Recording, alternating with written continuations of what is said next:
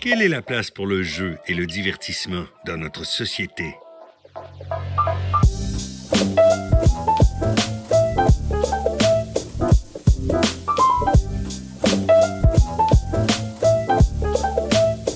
Quand on dit qu'il y a toutes sortes de sujets d'études au cycle supérieur, je suis Serge Bonin, votre curieux néophyte, et aujourd'hui, c'est Victor Morin qui est avec moi. T'es là pour nous parler de ton projet de maîtrise en architecture. Exactement. En fait, la maîtrise en architecture prend la forme d'un essai qui est lié avec un projet d'architecture, où la théorie alimente la création. J'aime ça. J'ai lu, il me semble que t'aimerais faire renaître l'îlot fleuri dans Saint-Roch. T'as bien étudié mon dossier. L'architecture. Pourquoi? Ça vient d'où ce désir-là de dessiner les espaces? Ouf, vois-tu, j'ai toujours été passionné par tout ce qui est Lego et casse-tête. Et à l'âge adulte, j'ai compris que c'est la résolution de problèmes en 3 dimensions qui m'allume vraiment. Il y a une partie de moi qui aime beaucoup ces dualités complémentaires. C'est un peu comme 2 pièces qui s'emboîtent, comme le yin et le yang.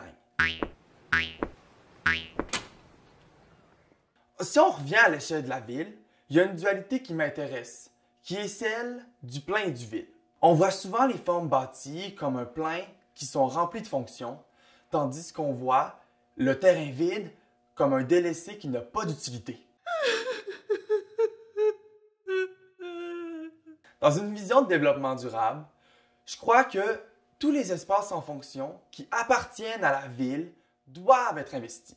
Maintenant, ma question de recherche, c'est comment profiter de la structure du lieu délaissé en milieu urbain, afin d'enrichir et d'intensifier l'expérience de vie au quotidien.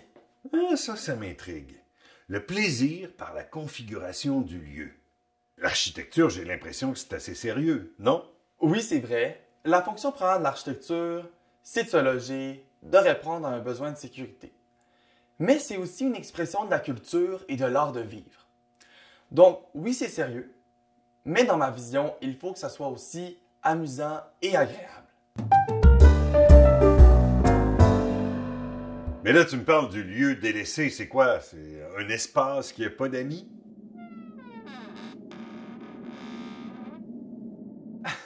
Pas exactement. C'est plutôt un espace qui a été oublié ou rejeté. Vous en avez tous déjà fréquenté ou vu, sûrement même sans vous en rendre compte. Ils prennent la forme de dents creuses, de friches autoroutières ou de ruines urbaines. Il y a plusieurs penseurs qui ont tenté de caractériser ces lieux-là par le concept de terrain vague, non-lieu, tiers paysage, leftover et j'en passe.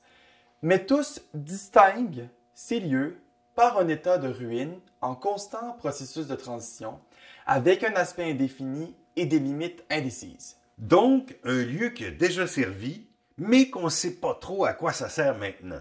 En quelque sorte, mais c'est alors que dans le statique jaillit le dynamique. Les rejets de la société viennent explorer ces lieux abandonnés afin de les réinvestir. Squatteurs, graffeurs, skateurs et même touristes téméraires viennent animer la place. Mon projet s'inscrit dans ce mouvement de réappropriation citoyenne et artistique du terrain vague. C'est un mouvement qui s'affirme de plus en plus depuis les années 70. Enfin que ça peut aller loin comme concept. Tu peux te donner plein de liberté. En effet, la réappropriation, c'est un concept assez large. Mais moi, mon approche, elle est sensible au lieu et à son devenir.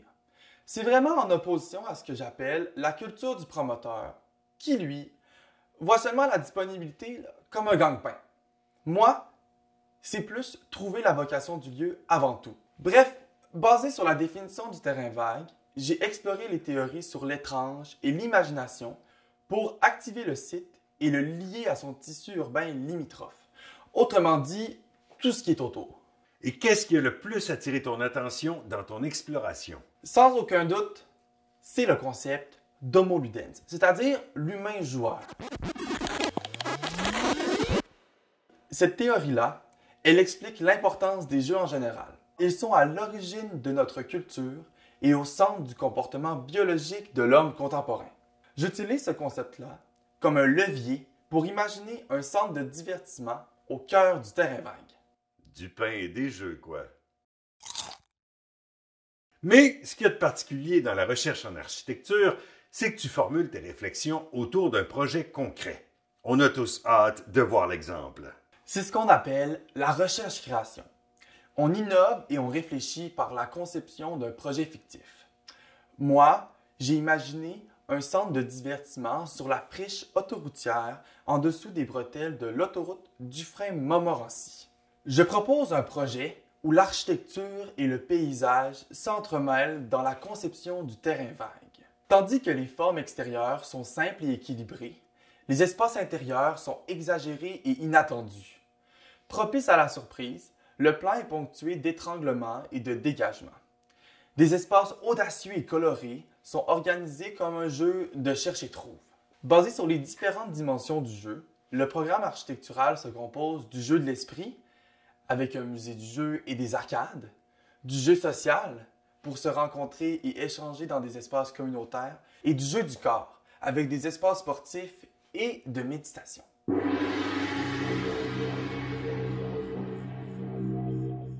Wow! Ça donne envie d'y être. Mais comment t'as imaginé tout ça?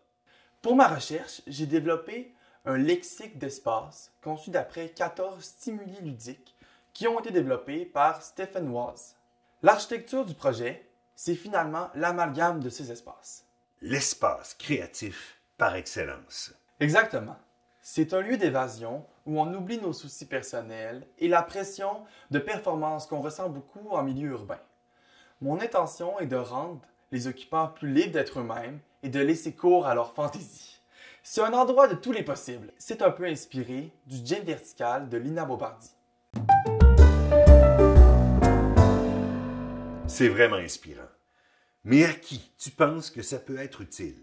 C'est un peu un projet manifeste dans le sens qu'il veut poser des questions et brasser des idées, autant dans le milieu de l'architecture que dans la sociologie et même dans la façon dont on vit nos quotidiens. Et est-ce que tu crois que la Ville de Québec pourrait être intéressée à développer ce concept-là à cet endroit précis? Est-ce qu'il y a de l'appétit pour ça? C'est difficile à dire.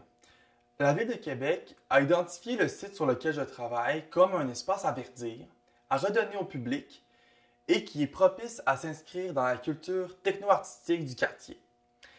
Mais dans le contexte actuel, avec tous les problèmes sociétaux, je peux comprendre que la Ville a d'autres priorités, disons. Moi, je suis convaincu des bienfaits du divertissement. À travers mes recherches, j'observe des effets positifs sur les indices de bonheur, oui, mais aussi sur l'implication citoyenne, la créativité, etc. Comme dans l'esprit de Copenhague, par exemple. On y trouve, là-bas, des éléments du jeu parsemés dans le bâtiment et dans l'espace public afin de rendre toute la ville ludique.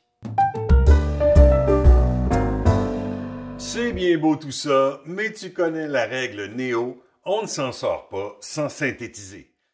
1. J'ai développé ma recherche comme un récit. J'ai laissé la lecture du lieu guider mes décisions. 2. Le jeu, c'est l'affaire de tous. C'est important de le valoriser. Ça fait partie de la nature même de l'être humain. 3. J'ai développé un langage architectural du jeu.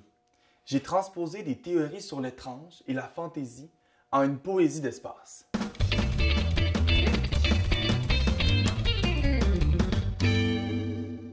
J'aime ta conception de l'architecture et en même temps ta vision du monde. La vie est courte. Faut pas se priver d'avoir du plaisir. Merci beaucoup pour l'invitation. Ce que c'est inspirant des étudiants au cycle supérieur de l'Université Laval. La recherche, explorée sous toutes ses coutures jusqu'à la réinvention de notre rapport à l'espace. Merci à tous. Je suis Serge Bonin, néophyte. Aujourd'hui, nous le sommes tous un peu moins. À très bientôt.